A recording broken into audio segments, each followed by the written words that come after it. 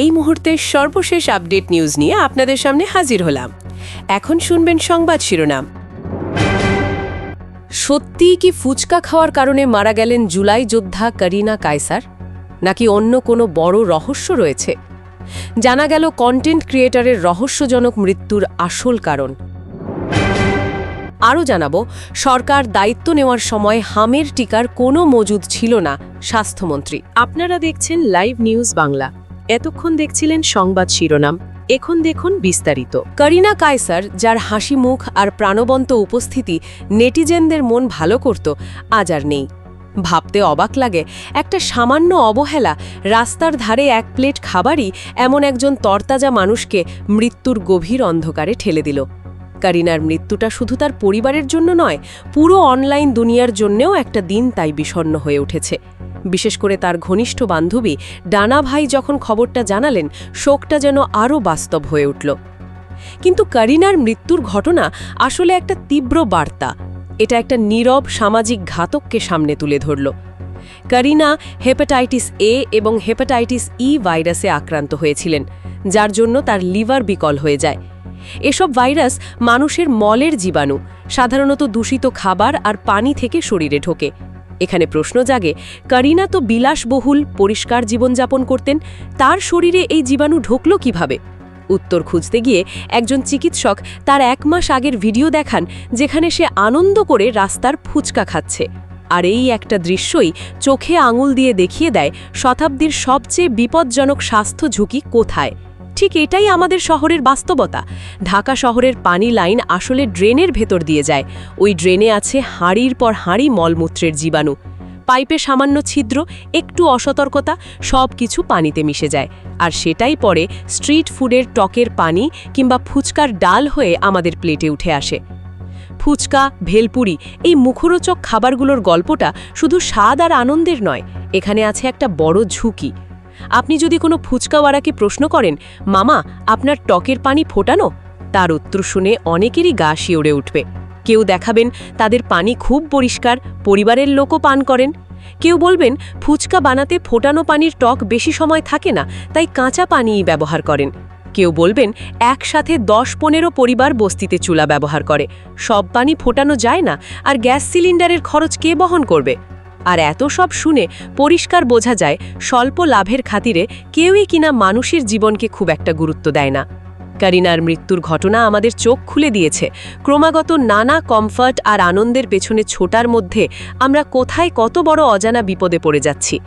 ভালো লাগার জন্য, গা গতির জন্য, একটু আনন্দের খাতিরে আমরা ভাবি না রাস্তার খাবার কতটা নিরাপদ। আজ করিনার মতো একজন পরিষ্কার ও জনপ্রিয় মানুষও খেয়াল করেননি তার জীবনটা এভাবে শেষ হয়ে যাবে। এটা সত্যি ভয়ঙ্কর। আমরা সবাই কি সত্যিই সাবধান হচ্ছি? না, বরং আমাদের যতটা ভাবা দরকার তার চেয়ে কমই ভাবছি। চেনা আনন্দের জগতে অচেনা মৃত্যুর ছায়া জড়িয়ে আছে।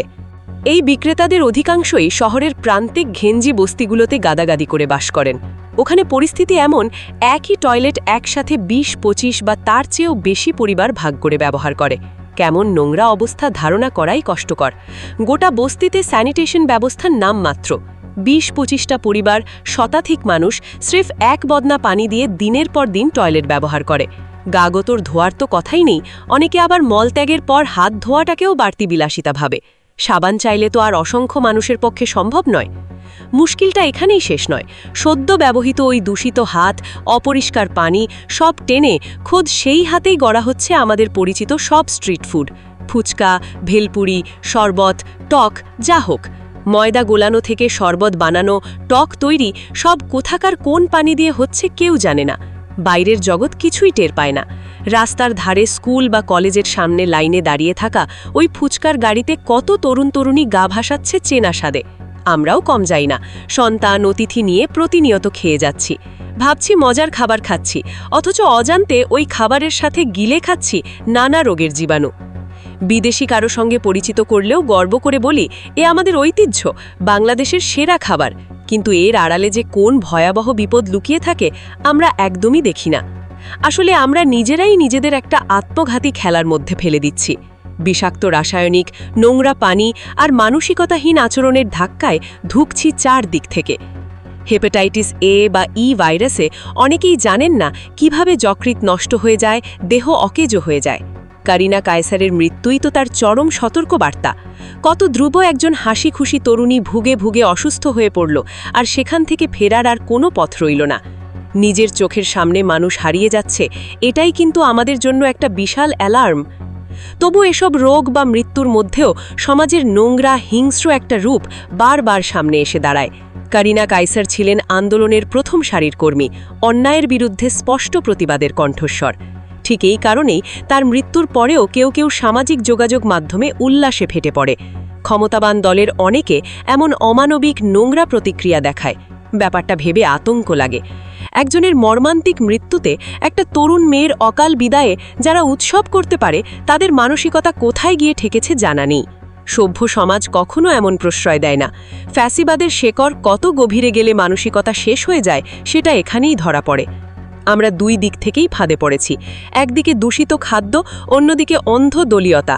মানুষের জীবন হারিয়ে যাচ্ছে একদিকে বিষাক্ত ফুড চেনের চোরাবালিতে, আর অন্যদিকে মানুষের মন খেয়ে ফেলছে পাশবিক রাজনীতি। কারিনা ফিরে আসবে না সত্যি, কিন্তু সে রেখে গেল আমাদের জন্য নিঃশব্দ অথচ শক্তিশালী সতর্কবার্তা। এখনই সচেতনতায় ফিরতে হবে। চোখ কান না খোলা রাখলে, নিজেদের আর সন্তানদের রাস্তার ধারের স্ট্রিট ফুড থেকে না সরালে, নতুন নতুন কারিনারা এভাবেই হারিয়ে যাবে। এখন সময় কড়া সিদ্ধান্ত নেওয়ার। স্কুল কলেজের সামনে এসব বিক্রেতা ঠেকাতে হবে, নিয়ম করতে হবে। এক প্লেট ফুচকার স্বাদ যেন কোনোভাবেই জীবনের চেয়ে বেশি দামি না হয়, এটাই এখন সবচেয়ে জরুরি। কারণ সময় খারাপের দিকে যাচ্ছে। কে জানে, হয়তো ঠিক এই মুহূর্তেই রাস্তার কোনো মোড়ে কারোর জন্য ফাঁদ পাতা পড়ে আছে। আবারও যদি আমরা সচেতন না হই, এমন আরেকটা করুণ ঘটনা ঘটে যেতে পারে। তাই এখনই সময় নিজেকে রক্ষা করা, সমাজকে সতর্ক করা আর নিজের সন্তানদের নিরাপদ রাখা।